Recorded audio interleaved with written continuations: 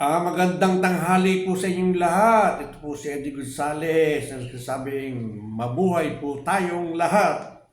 Ngayon, ikatatapos lang na itong kalahating yugto ng impeachment trial ni VP Sara Duterte at magbe-break time na. Magbe-break time na pero mula kanina, inumpisahan itong si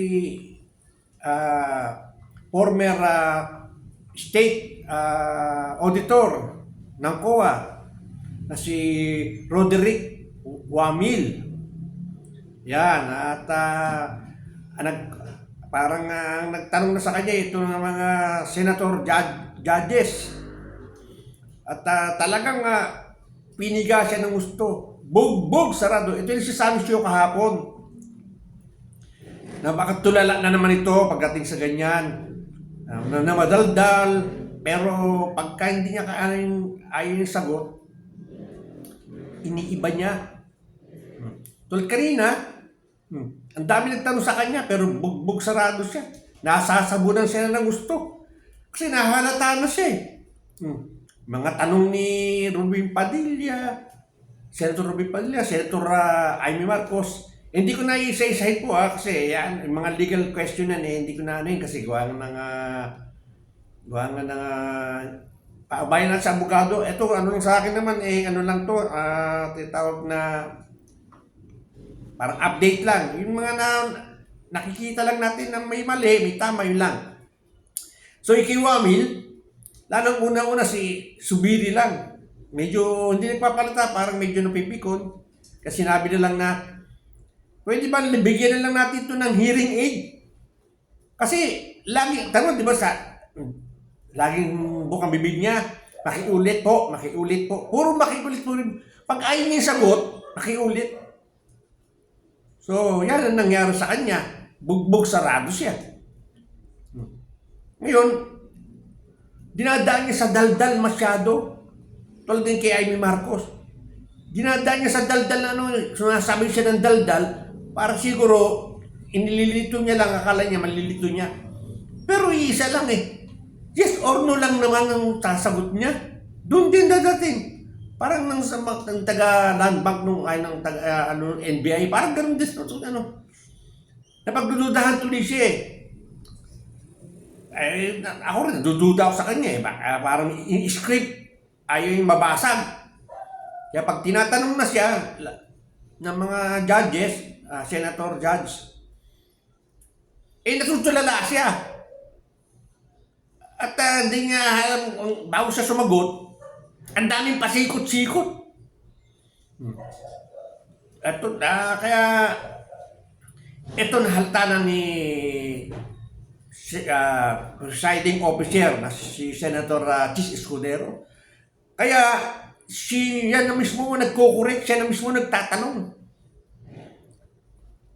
Kasi paikot-ikot Ang tagal bago sasagutin kasi ganun nga nangyayari pagka hindi mo siya kinors-examine na pa lang, tanong lang yan Mahirap kasi iba sasabihin mo parang ayaw mo i-contrain yung kabila pag tinanong ka na.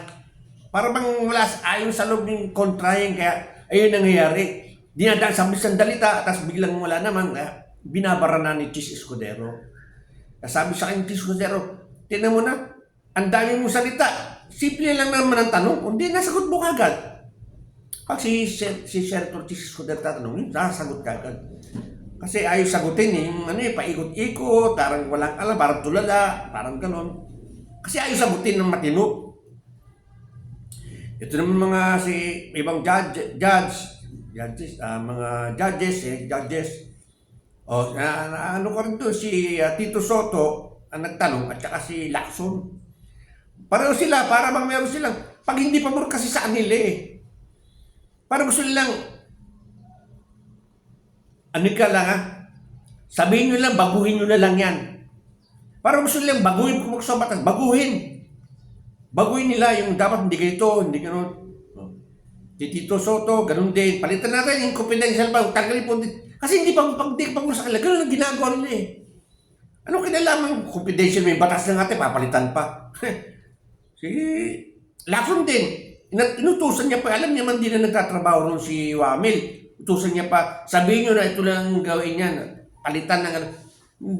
Ganoon, di dapat siya magsasabi, mag-utos. Si Mastila may power.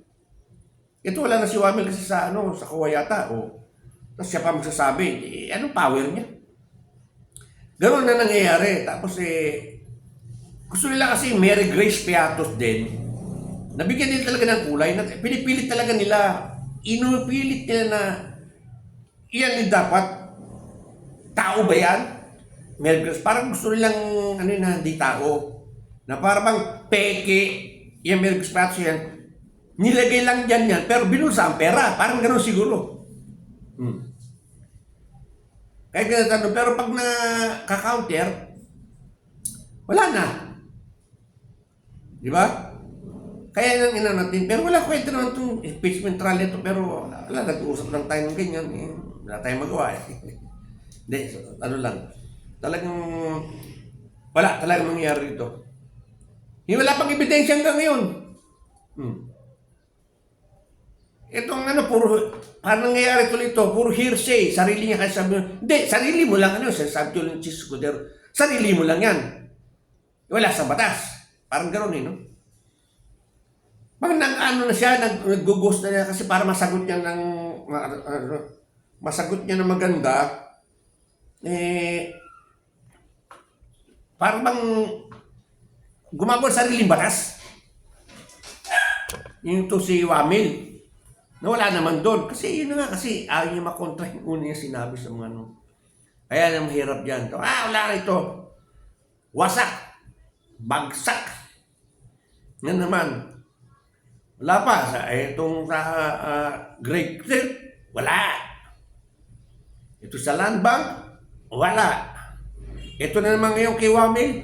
2 araw yata ito. 3 araw. 3 araw ito. Wala rin. Tinanong siya. Saan nang galing yung Hindi siya presidente, sagot niya. Hindi siya masasagot Diyan magsisimula. Kaya mga ibang mga COA na attend dyan, mag-ingat na. Mag-ingat kayo. Sagutin mo ng tama, huwag kayong mag-alala, huwag kayong matatakot, sagutin mo lang ng tama. Huwag kayong magsaside, kung anong side. Sagutin tayo yung totoo. Ganoon lang yan Ano pa ba yung mga naiwan natin? Yun. Yung sabon din sa notice of disallowance at saka sa naasabunan din siya ng gusto. Kasi pag tinanong siya, wala na. So yun, kahapon, nandun ako kahapon, kanong Monday. Ngayon di, kasi pagod naman Baka sa Monday, punta ako sa Monday. Sana maganda naman sa Monday. Ito medyo maganda kasi nito. Hindi na boring. Kasi tatanong mag-judges. Makita mo mga tanong lahat ng mga judges kung sino ba kung sino pumipilit sirain, kung sino pipilit, pero madaling kumbaga sa cross-examine mo Parang ganun Parang nag-cross-examination, tapos may ganun sa mga judges. Mga tanong yun.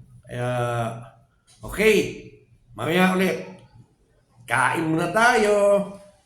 Sige, balik tayo mamaya.